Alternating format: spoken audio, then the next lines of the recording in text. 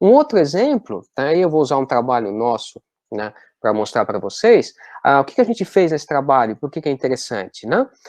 Eu vou mostrar para vocês o quanto a temperatura e não a melatonina é mascarado pela atividade, tá? E indiretamente pela ausência do nosso sono.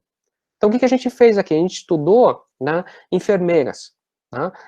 Essas enfermeiras elas trabalhavam durante a noite, né, e estudavam durante o dia. Né? A nossa temperatura central, durante a noite, ela tende a cair. Já falei isso para vocês. Né? No entanto, quando a gente mede uma temperatura da periferia, né, essa temperatura que a gente mediu aqui foi a temperatura do punho, né, a gente tem uma tendência de encontrar um aumento. Ela é exatamente um espelho da temperatura central, ou seja, quando eu estou com a minha temperatura central baixa, minha temperatura periférica está alta, né? Não vamos pensar agora, nesse momento, em relação de causa e efeito, mas a gente tem, sim, uma dissipação de calor para a periferia e isso ajuda a reduzir a nossa temperatura central. Né? Isso acontece no começo da noite. Agora o que eu vou mostrar para vocês são imagens, que a gente chama de termogramas, são equivalentes àqueles actogramas. Tá? Então, aqui a gente tem no eixo Y os dias, então aqui vai de 0 até mais ou menos 15, 16, alguns têm um pouco mais do que isso, e aqui a gente tem 24 horas. Tá? A gente está vendo aqui em tons de cinza, né? Mas cada começo, que é meia-noite, quanto mais escuro, né, mais alta a nossa temperatura periférica. Então, aquela temperatura que eu falei para vocês que ela tem que subir quando a gente dorme. Né? Então, vamos pegar um exemplo aqui. Eu sinalizei esses dias, né? São 24 horas cada uma dessas linhas e cada um desses retângulos. O que a gente tem aqui? Escuro no começo, escuro durante a madrugada. Isso quer dizer que essas pessoas estavam dormindo. Tá?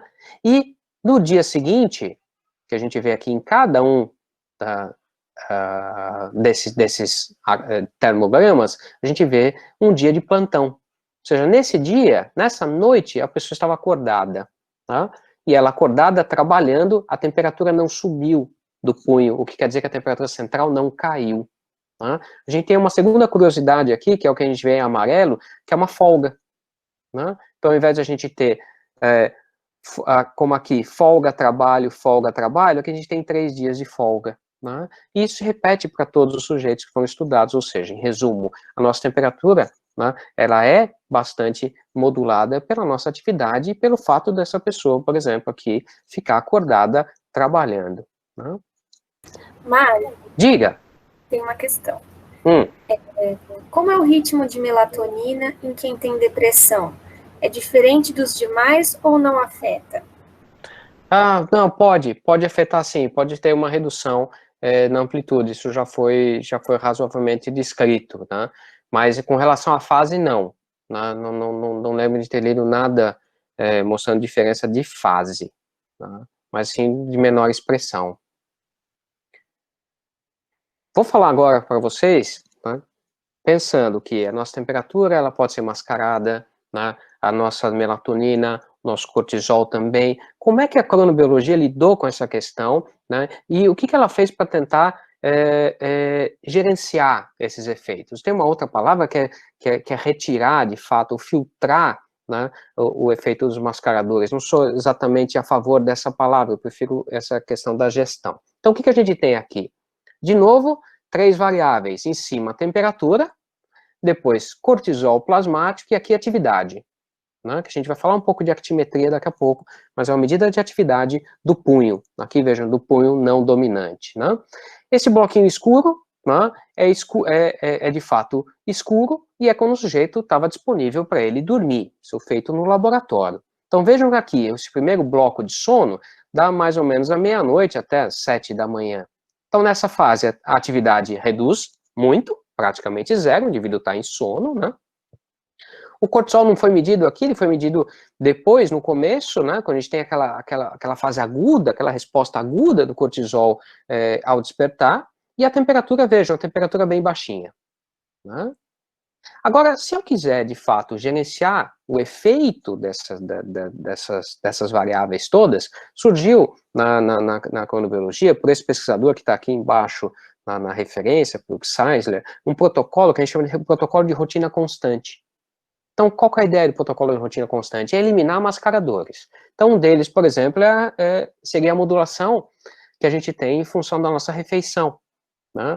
Aqui o indivíduo fez 4 refeições, né? Um café da manhã, um almoço, um jantar e depois uma outra ceia. Né? Daqui para frente ele entra num protocolo que ele fica numa postura única, né? Ele fica com uma luz, né? Também depois desse escuro aqui ele fica com uma luz constante e ele fica recebendo, né? A cada meia hora, né? Alimento, né? Pequena quantidade, mas de forma contínua. Então, a ideia dele ficar numa mesma postura, a ideia dele ficar sob uma mesma luz, a ideia dele não dormir, vejam que ele fica acordado aí, né? E a ideia dele receber alimento de forma praticamente constante, né? Dá para o experimentador, né, a capacidade de fazer uma leitura. Vamos pegar o exemplo aqui do ritmo de temperatura, que é o ritmo mais importante nesses 3 aqui, né? Uma leitura do ritmo de temperatura livre dos mascaradores. O que vocês veem na linha pontilhada, né, é exatamente o dia anterior.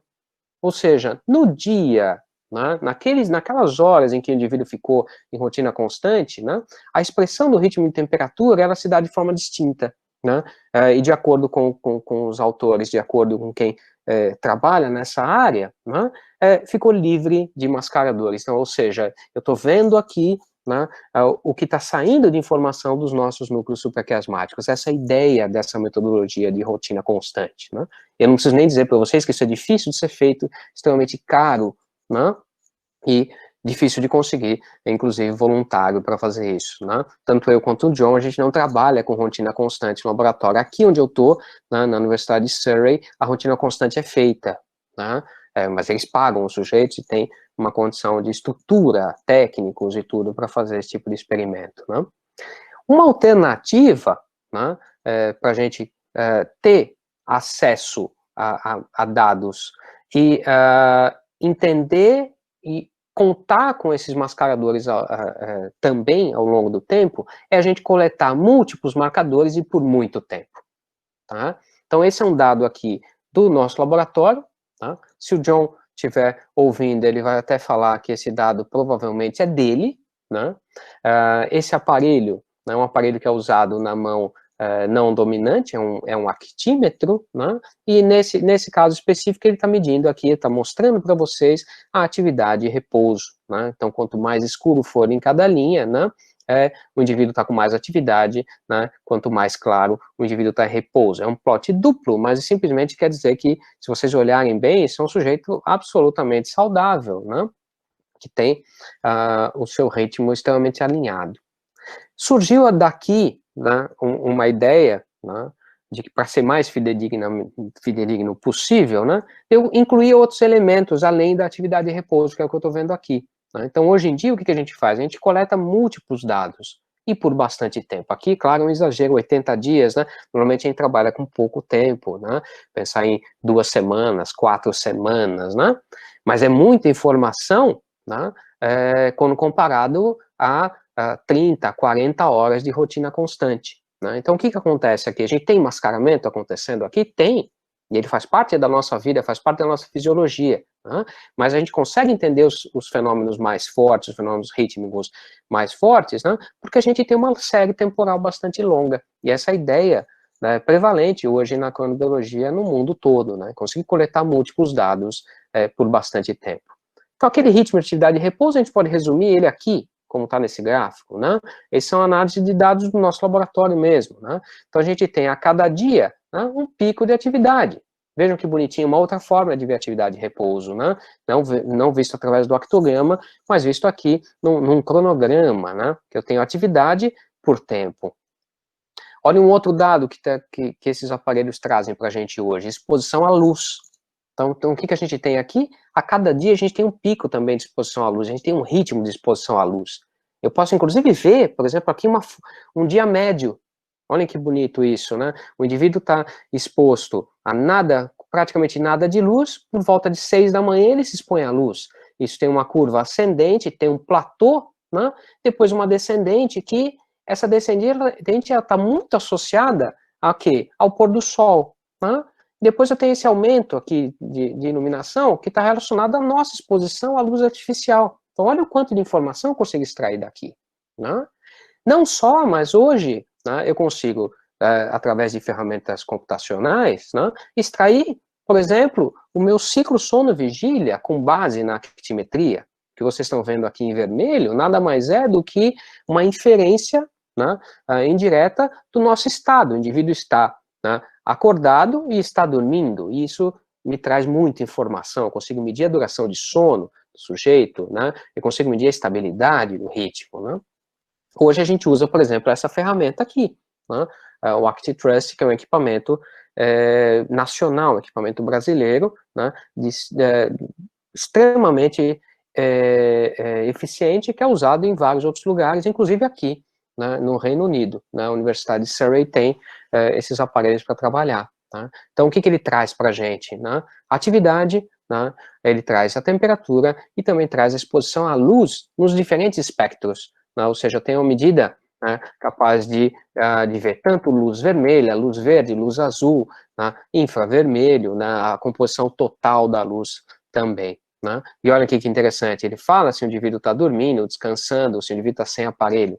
Obviamente que a gente tem que manipular isso daqui para conferir esses dados, acertar tudo, né? Mas hoje os equipamentos trazem, por exemplo, muitas opções de análise para a gente ter capacidade de coletar muitos dados no longo prazo.